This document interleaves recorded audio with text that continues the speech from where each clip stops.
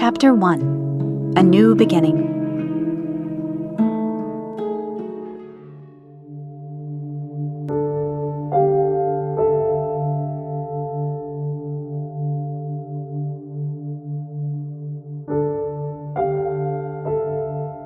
Present day.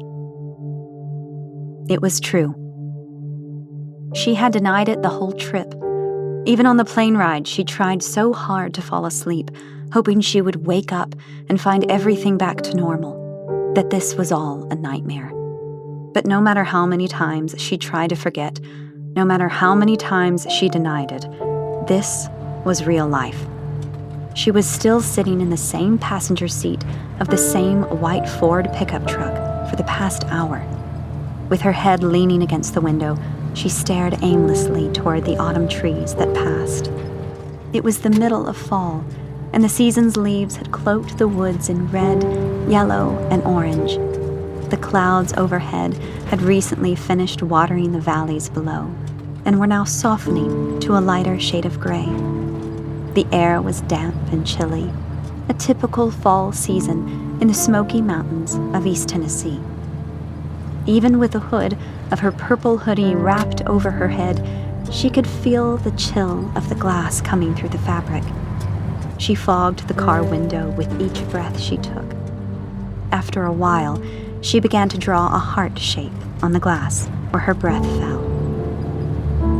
Sitting in the driver's seat was a man in his late 50s. He had a thick mustache and wore a flannel shirt, dark blue jeans, and light brown leather cowboy boots. In addition, he wore a dark brown cowhide coat and a white Stetson that covered his shaved, bald head. He kept both hands on the steering wheel and eyes on the road for the entire drive, occasionally glancing out of the corner of his eye to check on the teenage girl in the passenger seat next to him. Then, taking a deep breath, he began to speak. "Virginia," he began. His voice was deep, yet carried a soft tone with his English accent. He quickly looked back at the road, then to his left, tightening his lips while rethinking the structure of his words. A few seconds passed by, and he tried again. "Virginia, I personally don't know what this is going to look like." He gave a little chuckle as he fixed his eyes back on the road. I don't know if I can even do something to make any of this better. My goal, honey, is to not replace anybody. I just want to be here for you in any way I can during this time." The man glanced at Virginia to see if that sparked any kind of response, but she just continued to draw her shapes on the glass window and stare at the woods passing by. He tightened his lips and focused his eyes on the road. Virginia's finger stopped in mid-stroke upon the glass. Without turning her head, she gave a side glance at the gentleman. "Thank you, Uncle Andrew." Those were the only words she said for the whole trip, plane ride and all. But it was enough to make her Uncle Andrew more relaxed for the remainder of the journey while she continued to stare out the window.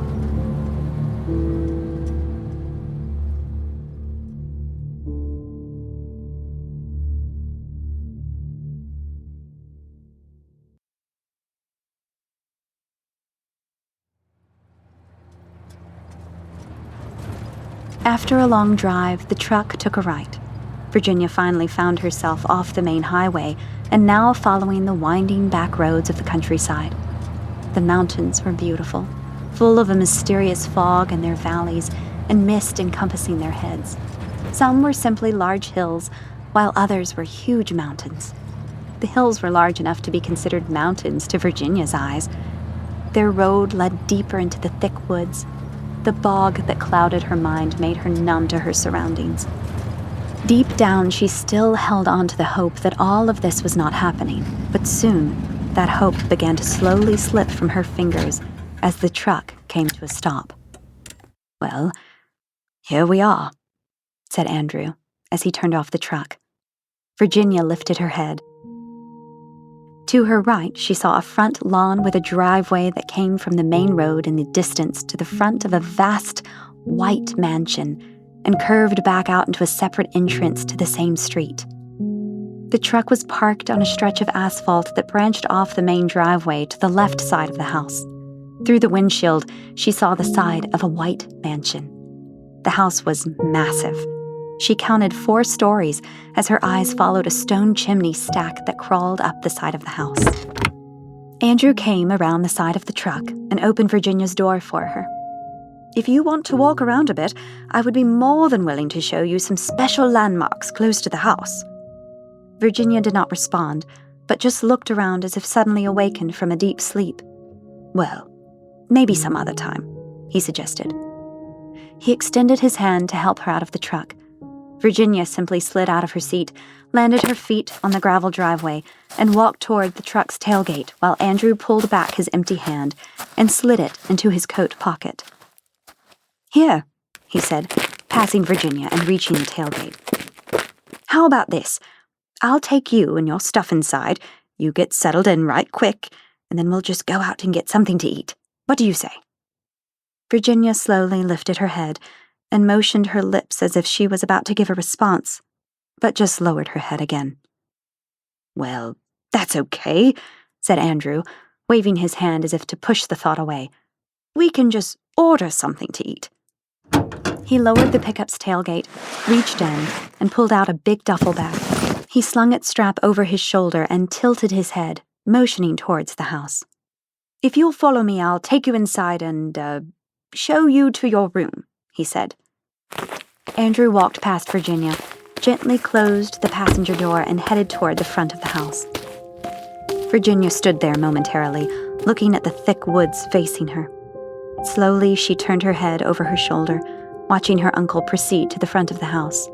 Then, pulling down the sleeves of her purple hoodie, she crossed her arms and followed Andrew, staying a good distance behind. Andrew made it to the white front porch. He unlocked the door in time to set the bag inside the house before his niece made it to the first step of the porch. With her arms still crossed and her head tucked and lowered, she sheepishly walked up all 7 steps to the top of the porch and then to the front door where her uncle stood waiting, holding the door open. She stopped at the door frame and gazed around the entryway, noticing a silver mezuzah attached to its frame. Dropping her head again, she took her first step into the vast white house. Inside was a large foyer with big black and white checkered marble tiles on the floor. To her left was an opening into a massive living room, complete with matching chairs, an oversized couch, a coffee table with a rug underneath, books, and an old coffee cup still sitting on top, and a fireplace made of the same rock from outside, with a log mantel and a sizable 6-point buckhead displayed above. To the right of the living room entryway, straight in front of Virginia, was a staircase stretching to the 2nd story. To the right of the stairway was the 2nd entryway, which also led into the grand living room. Directly to her right was a rather large entrance to a massive dining room, complete with a heavy walnut table with seating for 12. Placing his fingers upon the mezuzah and then pulling them back to his lips for a soft kiss, Andrew stepped inside the house, closed the big oak door, and kicked off his cowboy boots. Then picking up Virginia's bag again, he cautiously, almost reverently, walked past her up the stairs. "Your room is up here, honey," he said. Virginia stayed downstairs, watching her uncle hobble up the flight of stairs with her luggage before making a right down the hallway and out of sight of the balcony. She slipped off her Converse and stared at all the rooms around her again. All was quiet except for the sound of a large grandfather clock ticking away from the living room. Finally, she forced herself to walk. Slowly, she made her way up the stairs, following her guide. When she reached the top, she turned right and saw her uncle opening a door on the left side of the hallway and stepping in. Setting the duffel bag on the floor, out of the way of the door, he cleared the way for his guest to step inside. The shy girl entered the room, uncrossed her arms, stretched her palms to the floor, swayed them from side to side, and let out a long sigh through her closed lips. She looked around and saw to her right a twin-size bed complete with a matching sham, comforter, and bedsheets of soft green, brown, and blue colors. In front of her was a large window covered by a pair of blinds. Beside the window was an antique dresser with a mirror on top. On the left side of the room was a double-door closet. Sitting against the wall, to the left of her bedroom door, was an old wooden desk and chair. Andrew stood behind her to her left, next to the wooden desk. He pointed towards the window and said, "I've been meaning to fix those blinds." Walking past her towards the window, he tried to find a way to raise the blinds and make them stay, but every attempt failed. Grabbing the cord, he turned and looked at Virginia. "The cord is broken and won't raise the blinds anymore. I'm sorry, honey. I'll make sure that I get right on that first thing in the morning." Virginia placed her hands in the pockets of her hoodie. Giving her uncle a quick look, she nodded as if to say she understood. She then began to stare at the carpet floor. "Good news is that I just had the entire upstairs carpeted," said Andrew on a positive note, "so now you have that new carpet feel beneath your feet when you walk." Without taking her eyes off the floor, Virginia tucked in her lips tightly and nodded her head the same way as before. "Well, began Andrew. "Well, I best let you get settled in, you know." He respectfully walked past her towards the door. Turning around in the doorframe, he made one last comment. "If you need anything, I'll be downstairs in the living room, okay?" Virginia did not even bother to turn around, but just nodded her head again. Well, okay then. You know where to find me, honey." He slowly and quietly closed her bedroom door, leaving her alone in her new room. Virginia stood there small and alone. Nothing was familiar. She crossed her arms again and gave another glance around the room.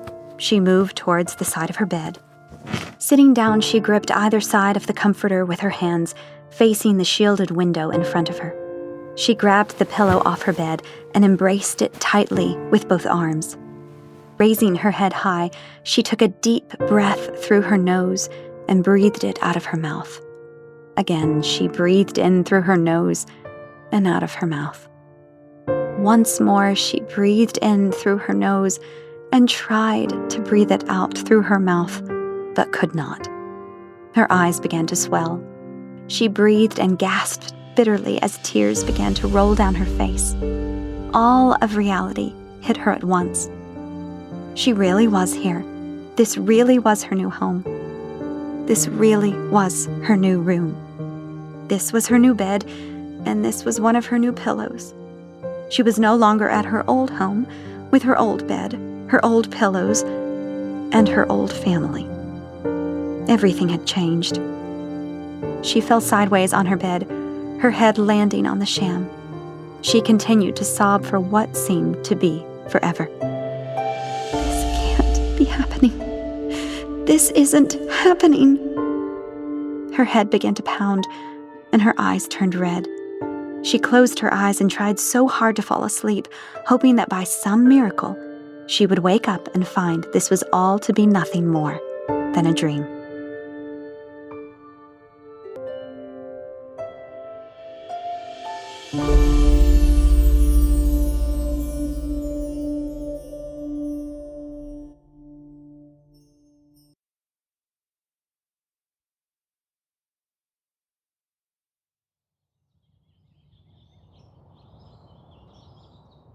Andrew stood in the living room, leaning his right shoulder up against the mantel of the stone fireplace, gazing out the window in front of him at the front lawn.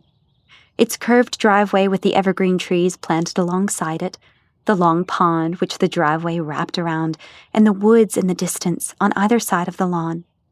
Yet no matter how much of a peaceful atmosphere it bestowed, none of it could lighten his spirits this evening. He looked over his left shoulder at the couch in front of the coffee table. Walking over, he sat on it and stared aimlessly at the items on the table in front of him. An old coffee cup containing a dark shot of black coffee that had been sitting there since last week, and a few hunting and wildlife magazines. One item caught his attention: a black leather Bible, lying on the far left side of the table. Resting his elbows on his knees and his head in his palms, he began to pray. "Oh, Lord, what do I do? Andrew's prayer was interrupted by his phone vibrating in his shirt pocket. He pulled it out and looked at the screen. With a sigh of relief, he answered it. "Hey, Stacy."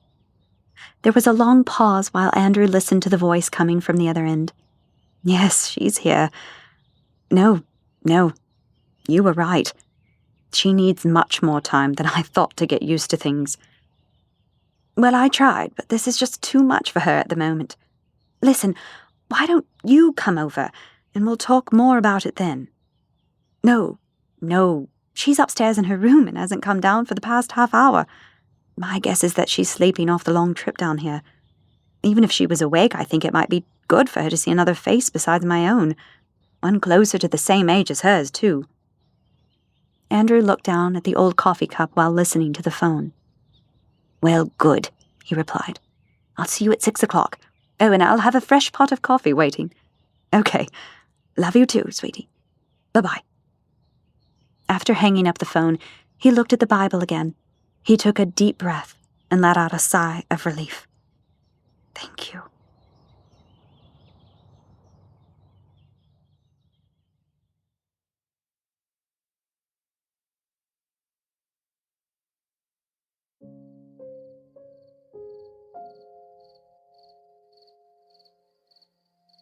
It was now dark outside. The lights downstairs were on, and a nice hot pot of coffee had just finished brewing in the kitchen. Andrew stood leaning against one of the pillars on the front porch, looking out into the night sky. Something about those stars gave him hope. "Is this the right thing?" he asked the one in the heavens. "For however long she is here, I'll be raising her. Do I have what it takes to raise another at my age?" He continued to gaze up as if to expect some response. To his hope's desire, a shooting star fell out of the Milky Way sky. A slight uplifting hope filled his heart as he smiled big. His attention fixed on a pair of headlights coming up the long driveway. Andrew's smile grew bigger as the car approached the house. He walked down the porch steps and toward the right side of the house where he had left his truck parked. Coming to a stop beside his white pickup was a small car, now turning off its lights. Andrew walked over to the driver's side and opened the door. Out leaped a young woman in her mid-20s. She had long brown hair and wore a black suit and high heels. She wrapped her arms around Andrew's neck and kissed him on his cheek. "Dad!" she exclaimed. Andrew returned her hug with a strong embrace of his own. She pulled back and looked her father in the eye.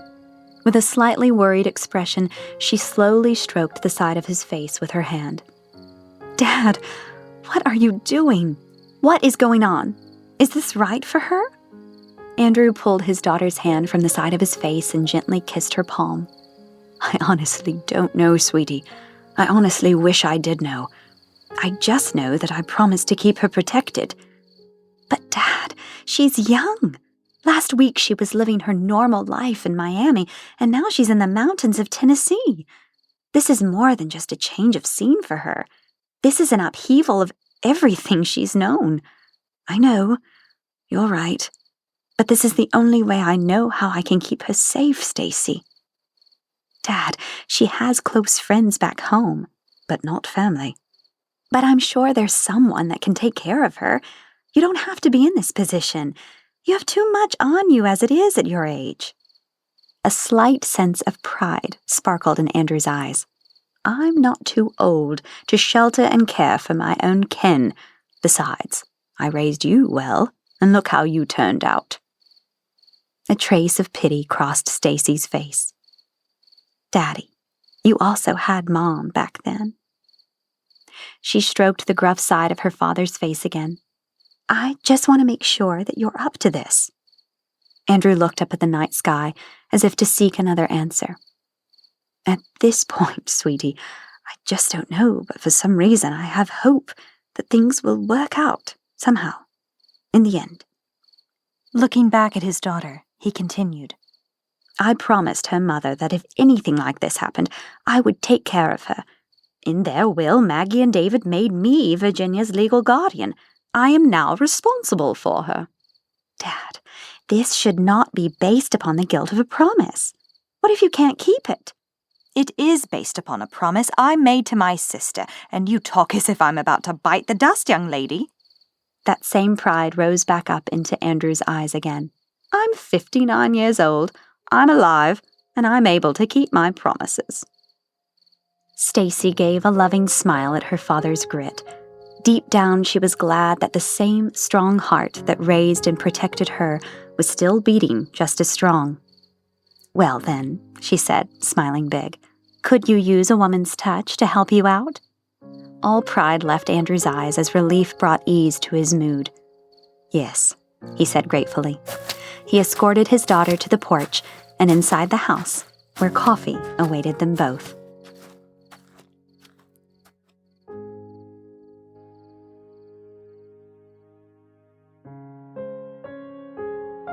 This is the end of Chapter 1. Tune in next Thursday for Chapter 2. If you'd like to listen to the next chapter ad-free ahead of everyone else, then subscribe to Early Access and tune in on Sunday.